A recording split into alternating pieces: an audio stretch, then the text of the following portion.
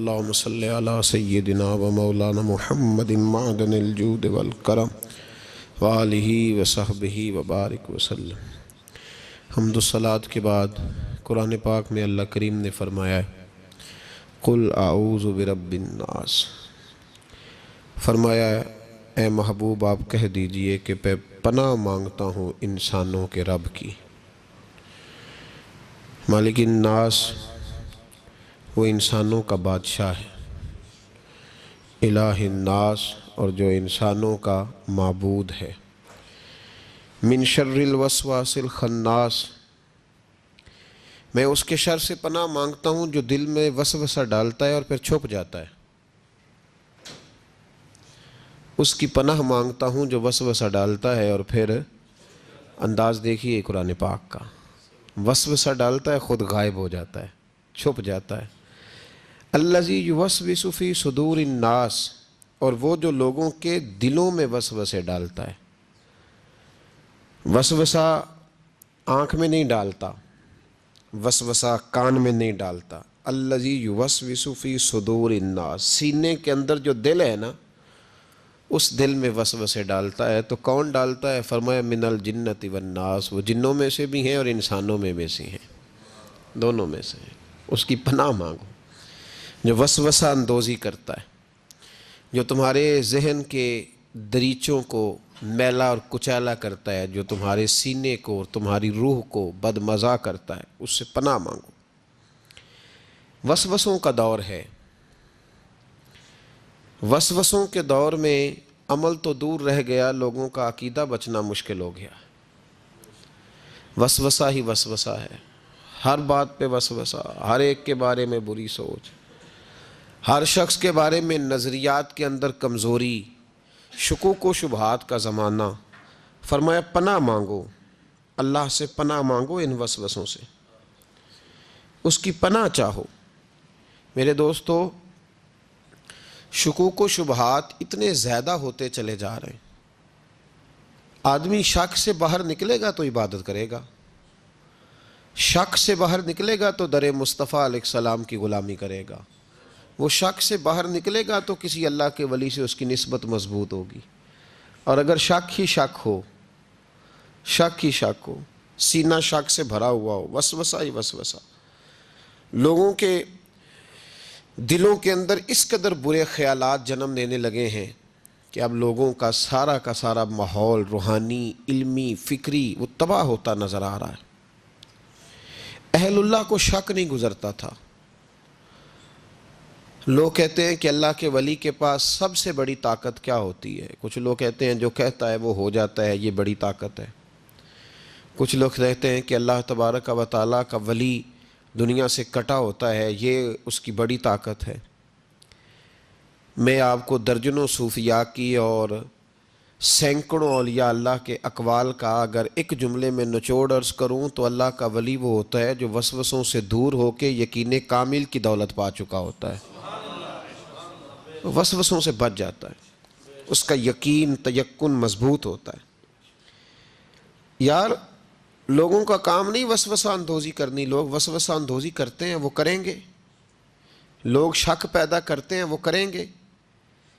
تو اتنے کانوں کا کچا ہے کہ تو سب کی بات سنتا ہے، ہر ایک کی بات تیرے اندر آ کر کے جنم لیتی ہے اور ہر ایک کی بات تیری روح میں گزر جاتی ہے۔ یہ کیسے ہو گیا؟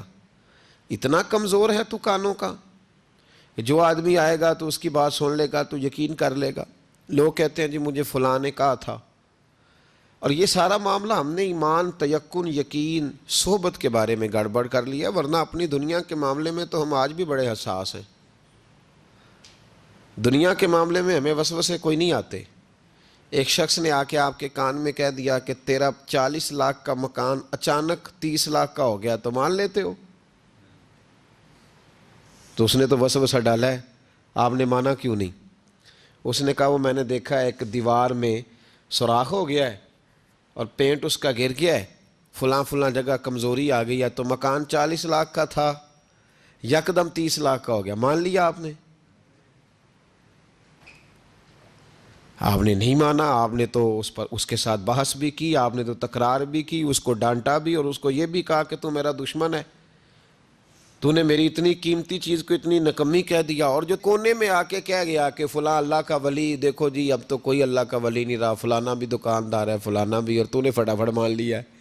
مجھے ایک بندہ کہہ گیا تھا. میرے بھائی غور کریں اور توجہ کریں بات پر، آپ سے بات کر رہا ہوں، اس کو ضرور سمجھیں.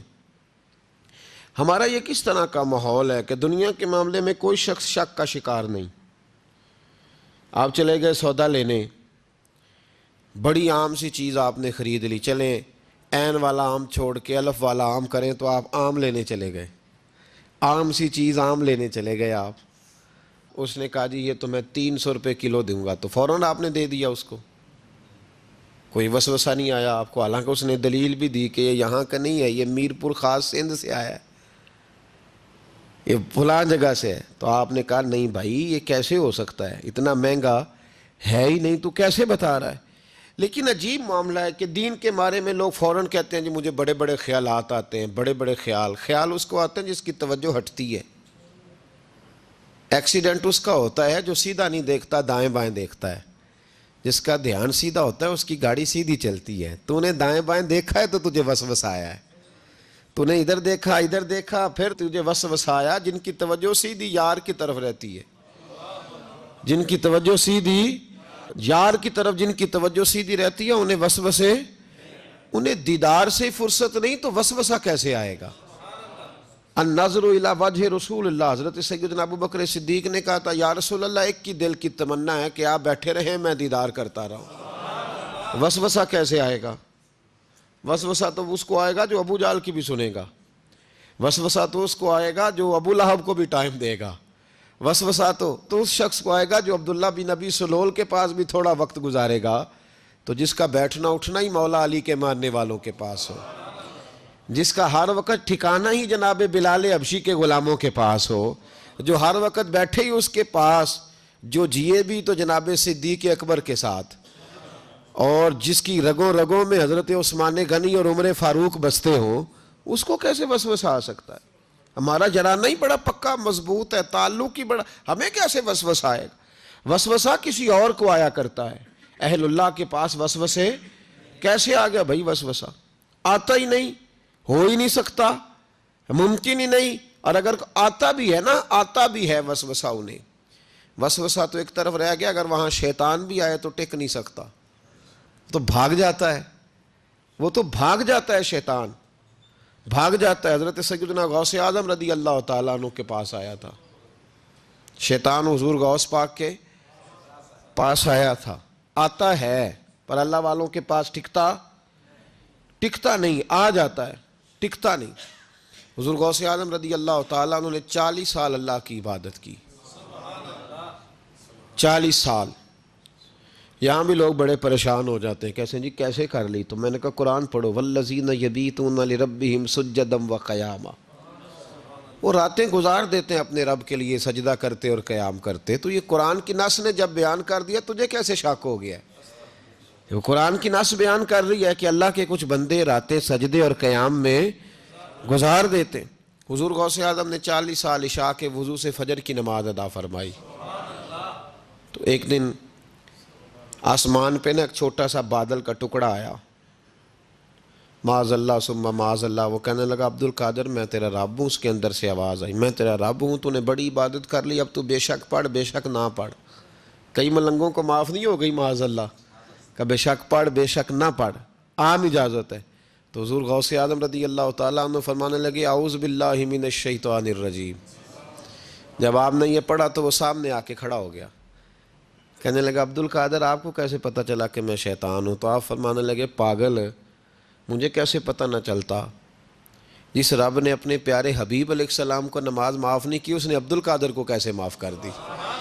جب حضور کے لیے یہ حکم نہیں آیا کہ محبوب چاہے پڑھو چاہے نہ پڑھو، وہاں تو حکم آیا کہ محبوب تہجد بھی پڑھو، وَمِنَ اللَّيْلِ فَتَہَجَّدْ بِهِ نَافِلَةً لَكَ، نفع دے گی آپ کو، تہجد بھی پڑھے. تو ان کے لیے جب یہ حکم نہیں تو میرے لیے کیسے آ گیا؟ اب شیطان تھا نا، تو اس نے پھر ایک اور چال چلی. یہ باز نہیں آتا، ہم باز آ جاتے ہیں کئی دفعہ، اس کے پیچھے پیچھے چلنے لگ جاتے ہیں، لڑ کے تھک جاتے ہیں. وہ نہیں تھکتا، وہ نئی سے نئی چال، نئی سے نئی چال. اس کا نیا سے نیا روپ، من الجنت والناس، جنوں میں سے بھی اور اس کے نئے سے نئے روپ ہوتے ہیں۔ اس نے ایک نیا روپ دھار لیا، کہنے لگا عبد القادر 300 ولی میں نے اسی طرح گمراہ کیے، آپ چونکہ عالم تھے تو آپ کے علم نے آپ کو بچا لیا۔ تو غوث اعظم فرمانے لگے نئے روپ سے آئے ہو؟ کہنے لگا 300 میں نے گمراہ کیے، یہ تو آپ عالم تھے تو بچ گئے، آپ جانتے تھے تو بچ گئے، میں نے 300 گمراہ کیے۔ تو حضور غوث اعظم فرمانے لگے پھر گمراہ کرنے لگے ہو نیا روپ دھار کے؟ مجھے میرے علم نے نہیں بچایا، مجھے اللہ کے فضل نے بچایا ہے۔ کئی عالم بھی تو گمراہ ہو جاتے ہیں نا، مجھے میرے علم نے نہیں بچایا، مجھے میرے اللہ کے فضل نے بچایا ہے۔ میرے بھائی، میرے عزیز طریقت کے مسافروں، یاد رکھو، سمجھ لو اس بات کو کہ وسوسہ آتا ہے۔ وسوسہ، دو قسم کے مہمان آتے ہیں، دو قسم کے مہمان۔ ایک مہمان وہ آتا ہے جو آتا ہے تو بندہ توجہ نہیں کرتا، وہ خود کہتا ہے اس نے نہیں میری طرف توجہ کی، وہ مہمان چلا جاتا ہے، پتہ نا آپ کو۔ اور جس کو بندہ اٹھ کے سینے سے لگائے اور اس کے ساتھ گفتگو شروع کر دے، وہ مہمان جاتا ہے؟ وہ تو بیٹھا رہتا ہے، وہ تو نہیں جاتا۔ تو وسوسہ آتا ہے، جو تو توجہ نہ کرے اس کا چلا جاتا ہے، اور جو سینے سے لگا لے، سوچنے لگ جائے، غور کرنے لگ جائے، اس کا وسوسہ بیٹھ جاتا ہے، اسی کے پاس رہتا ہے، دوستانہ کر لیتا ہے، کئی دفعہ تو بالکل مکان ہی ساتھ بنا لیتا ہے، ہر وقت کوئی نہ کوئی بات کان میں، ہر وقت کوئی نہ کوئی بات کان میں۔ کیوں وسوسہ آتا ہے؟ تجھے کیسے آ گیا؟ جس کا یقین کامل ہو اسے وسوسہ کیسے آئے؟ جس کی توجہ سیدھی ہو اسے وسوسہ نہ چھڑ یار دا بوہا، نہیں تے ہو جاویں گا روگی، جیڑی بکری اجڑوں وچھڑی او بگیاڑا جوگی۔ یہ تو بھئی تو اگر اندر رہتا، صحبت کے اندر رہتا، چھتری کے نیچے رہتا، تو پھر وسوسہ تجھے کیسے وسوسہ کس طرح تیرے پاس آیا؟ وسوسہ اس کے پاس آتا ہے جو وسوسے کی جانب توجہ کرتا ہے۔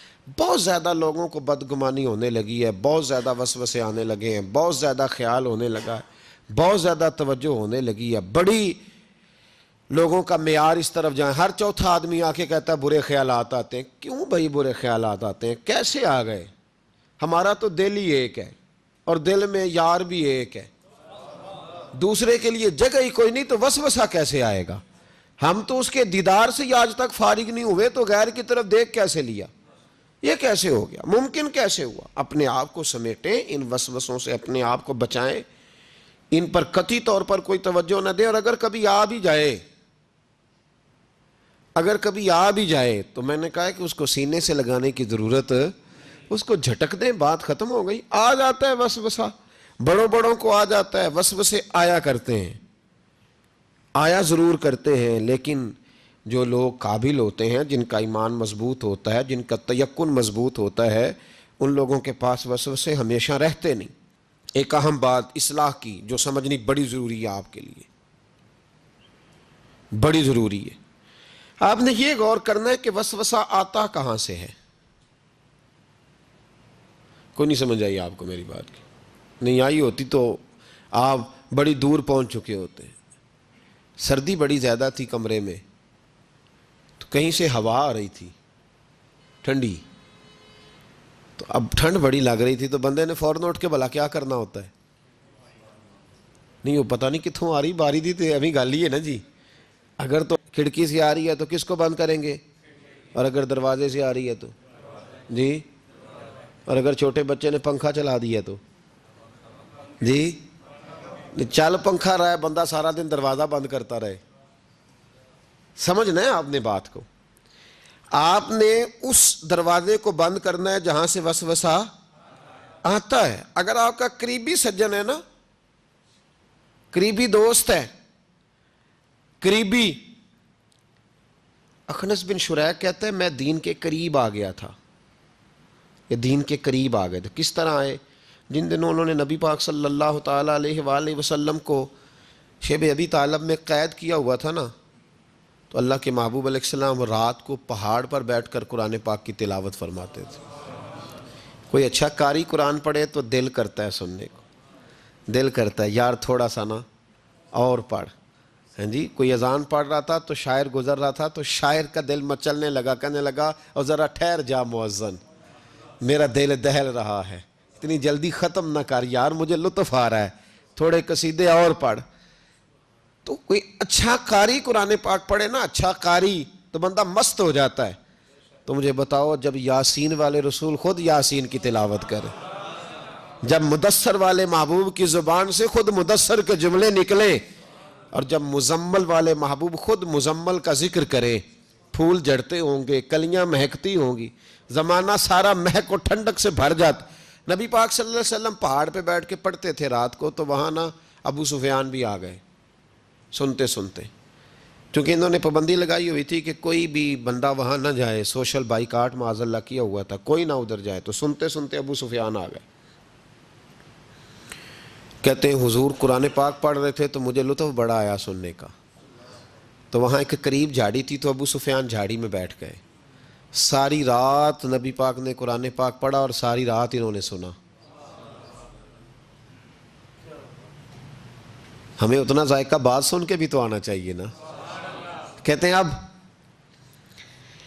مجھے نہیں پتا تھا کہ اخنس بن شریک بھی کہیں آیا ہوا ہے، اس نے بھی، وہی بھی یہ دیکھنے آیا کہ کہیں کوئی وہاں آیا ہوا تو نہیں، وہ بھی کسی کونے میں جھاڑی میں بیٹھ گیا، حضور قرآن پاک کی تلاوت فرماتے رہے، وہ ساری رات سنتا رہا۔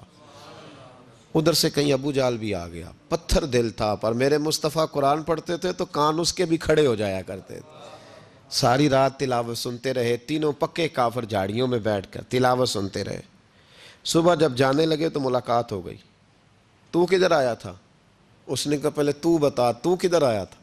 میں تو آیا تھا دیکھوں کوئی آیا تو نہیں، میں تو کدھر؟ اس نے کہا میں بھی یہی دیکھنے آیا تھا کہ یہاں کوئی آتا جاتا تو نہیں۔ ابو جال زیادہ شاطر تھا، کہنے لگا خبردار کل کوئی نہ آئے، آج تو آ گئے کل نہ ہونا۔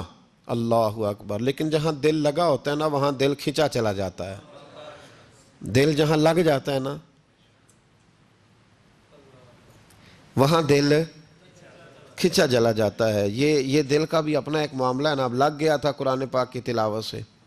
کہتے ہیں رات کو اپنی اپنی چارپائی پہ لیٹے، درد اگرچہ جان گزل ہے، میں کیا کروں میرا دل ہے، غمیش کا اگر نہ ہوتا تو غم روزگار ہوتا۔ اور وہ مزہ، آتش نے کہا تھا، وہ مزہ دیا ہے تڑپ نے کہ میری آرزو ہے یا رب میرے دونوں پہلوؤں میں دل بے قرار ہوتا۔ تو کہتے ہیں کہ اگلی شام پھر آئی تو وہی کیفیت، وہی انداز، وہی شوق، چارپائی پہ لیٹے پر کانوں میں وہ آواز رس گھولے، لیٹا نہ گیا، اٹھے پہنچے، لیکن آج جگہ بدل کے بیٹھ گئے تینوں۔ صبح ساری رات سنتے رہے محبوب کی تلاوت، صبح اٹھے تو پھر چوک میں ملاقات ہو گئی، تو کدھر آیا تھا، تو کدھر؟ ابھی بات ہونے، ابو جال ذرا زیادہ شاطر تھا، کہنے لگا میں تو تم دونوں کا خیال کرنے آیا تھا، کہیں تم دونوں تو نہیں آئے، یہ دیکھنے کے لیے آیا تھا۔ اللہ اکبر! 3 دن مسلسل آتے رہے اور میرے مصطفیٰ کریم کا ساری رات قرآن پاک سنتے رہے۔ اب اخنس بن شریک کہتے ہیں کہ میں پورا قریب آ گیا، میرا دل کہتا تھا کہ یہ سچے ہیں۔ کہتے ہیں میں نے تیسرے دن مشورہ کیا، میں نے کہا یار پتہ تجھے بھی ہے مجھے بھی ہے کہ نہیں آنا، پر ان کی آواز ایسی ہے، وہاں لذت ایسی ہے، نہیں نہ رہا گیا تجھ سے بھی۔ مان کیوں نہیں جاتا کہ ساری باتیں اپنی جگہ پر ان کی بات کانوں سے ہو کے دل میں اترتی چلی جاتی ہے، مانتا کیوں نہیں؟ اخنس بن شریک کہتے ہیں میں پورا قریب آ گیا، پر ابو جال نے مجھے پھر گمراہ کیا، کہنے لگا یار یہیں رہے ہیں، بچپن بھی یہیں گزارا ہے، معاذ اللہ 2 ہاتھ ہیں 2 آنکھیں ہیں، سارا کچھ وہی ہے، کان پٹیاں سفید ہوئی ہیں تو کہتے ہیں میں اللہ کا نبی ہوں معاذ اللہ۔ اس نے وسوسہ اندوزی کی تو کہتے ہیں میں پھر بیک ہو گیا۔ آپ کیوں نہیں اس شخص کو جانتے جو وسوسہ اندوزی کرتا ہے؟ آپ اس جگہ کیسے چلے گئے جہاں وسوسہ اندوزی ہوتی ہے؟ یاد رکھیں اس جگہ جائیں جہاں جانے سے دل صاف ہوتا ہے، جہاں جانے سے دل کا زنگ اترتا ہے، آپ کے وسوسے دور ہوں گے۔ وہاں جائیں جہاں ایمان کی، یقین کی، تیقن کی دولت بڑھتی ہے۔ کیوں وہاں جاتے ہو جو بیک کر دیتا ہے؟ کچھ جگہیں ایسی ہوتی ہیں جو شکوہ ہی نہ کر لوں، شکوہ ہی نہ کر لوں۔ شکوہ یہ ہے کہ ہم پالش کرتے ہیں، پوری پالش کرتے ہیں، مہربانی کرتے ہیں، کچھ لوگ پھر جا کے صحرا میں کھڑے ہوتے ہیں، ساری ریت چڑھا کے دوبارہ آ جاتے ہیں۔ اماں بھی ناراض ہو جاتی ہے، اماں بھی بگڑ جاتی ہے کہ میں اجے انو آیا سی تو یہ تو کیا حشر کر کے آیا ہے۔ یار آپ سمجھتے نہیں کہ کتنی محنت سے سوارا، کتنی محنت سے نہلایا، کتنی محنت سے کپڑے بدلے، کتنی محنت سے غسل کرایا، کتنی محنت سے کنگھی کی، کتنی جد و جہد کے ساتھ تیرے بال سنوارے، تیرے روحانی ذائچے میں کتنی جد و جہد، تو نے قیمت ہی نہیں ڈالی. تو 2-4 دن گیا اور جا کے پھر سے زنگ چڑھا کے آیا. تو نے ہماری کبھی کبھی دل کرتا ہے پھر اماں کا بھی کہ 2 تھپڑ لگا ہی دوں، اس کو لگاؤں 2 تھپڑ، میری محنت کا تو نے کیا. تو وسوسہ اندوزی والی جگہ پہ کیوں جاتے ہو؟ کیوں گئے وہاں؟ تمہیں نہیں پتا تھا کہ وہاں نہیں جانا؟ سارے کپڑے میلے ہو گئے، ساری گرد پھر چڑھ گئی. خبردار، خبردار اپنے بزرگوں کی محنت کا خیال کریں. خبردار اس جگہ کبھی نہ جائیں جہاں جانے سے وسوسے پیدا ہوتے ہیں. ان جگہوں پہ کبھی نہ جائیں جہاں جانے سے ذہن میں شر اٹھتا ہے. اس جگہ پہ کبھی نہ جائیں جہاں اعلیٰ حضرت فاضل بریلوی، میرے اعلیٰ حضرت رحمۃ اللہ، زندگی میں کسی کا قصیدہ نہیں لکھا، لیکن بدانیوں کے اس عالم کے قصیدے ہمیشہ لکھے جو انہیں ان کے مرشد کی بارگاہ تک لے کے گئے تھے. اس عالم کے بھی قصیدے لکھے، کہتے تھے میں تیرا بھی شکر گزار ہوں یار، تو نے میرے اوپر مہربانی فرمائی، میں تیرا بھی شکر گزار ہوں. من لم یشکر الناس ولم یشکر اللہ، میں تیرا بھی شکر گزار. اس آدمی کے قصیدے لکھے، مہربانی فرمائیں.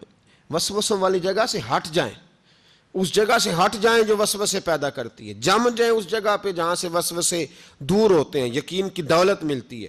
گرد والے کام نہ کرو.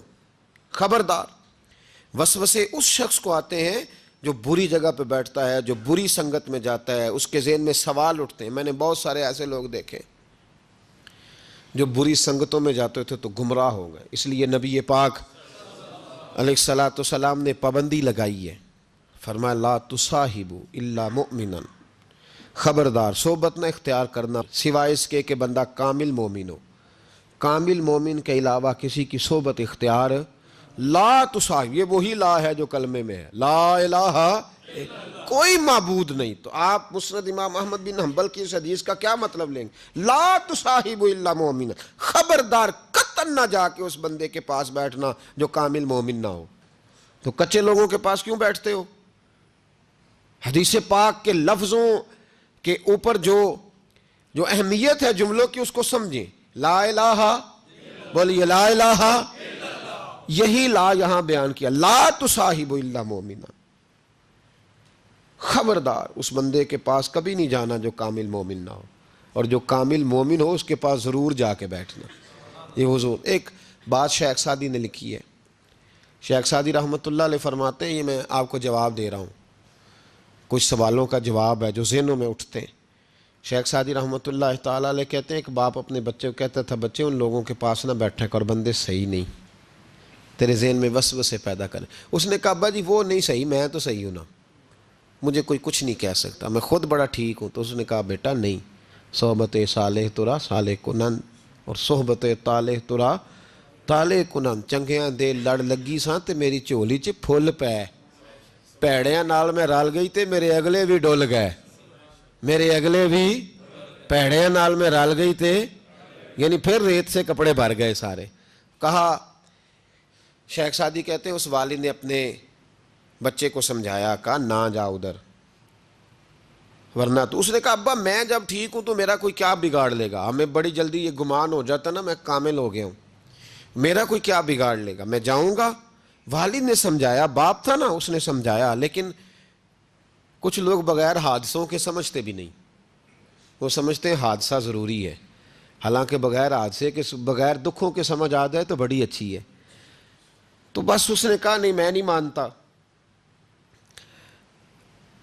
والد نے ایک مثال سے سمجھانا چاہا. اس نے کہا تو ٹھیک ہے، کہا میں بالکل ٹھیک ہوں. کہا اس طرح کر، جا بازار سے نا 2 کلو اچھے والے سیب لے کے آ. نوجوان میری بات پہ خاص توجہ کریں. 2 کلو اچھے سیب. وہ سیب لایا بڑے خوبصورت پیارے. کہا دیکھ کے لانا، کوئی دھاگ نہ ہو، کوئی دھبا نہ ہو، کوئی ایسی. وہ دیکھ کے لایا بڑے خوبصورت بڑے پیارے اچھے سیب. کہا بیٹے اب دوبارہ جاؤ منڈی اور 1 کلو گندے بھی لے کے آ، گلے سڑے بھی لے کے آ. اس نے کہا ٹھیک ہے. گلے سڑے بھی لے آیا 1 کلو. اچھے کتنے تھے؟ 2 کلو. گلے سڑے کتنے تھے؟ 1 کلو. اب اس نے وہ 2 کلو سیب ایک ٹوکری میں ڈالے اور گلے سڑے بھی اس کے اندر ڈال دیے. کہا بیٹے وہاں رکھا. کہا ابا جی کرنا کیا ہے؟ فرمایا سویرے بتاؤں گا. صبح کا جب سورج چمکا نا، صبح کا جب سورج چمکا تو والد نے کیا کیا، اس کو کہا جاؤ ٹوکری لے کے آ. اب جب ٹوکری لایا نا تو غور کرنا بات پر، برے کتنے تھے، اچھے کتنے تھے. اب جب اس نے کھولا نا تو کہا بیٹے کھول. وہ جو اچھے تھے وہ بھی گل گئے تھے،